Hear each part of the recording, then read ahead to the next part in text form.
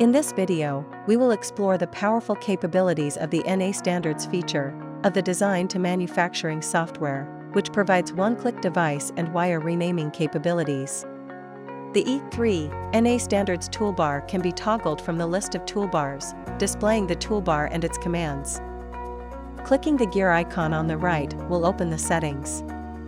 Options exist to choose what attributes for devices and wires are affected, as well as the display parameters including text font, separator choice, and increment pattern. The leftmost command enables or disables the feature. The second command updates the name for all devices in the project. With one click, the devices on this sheet are renamed according to the chosen settings. The third command will update the name for all wires on the open schematic sheet, or the entire project. With the wire numbering completed, each wire now has a unique name assigned to it.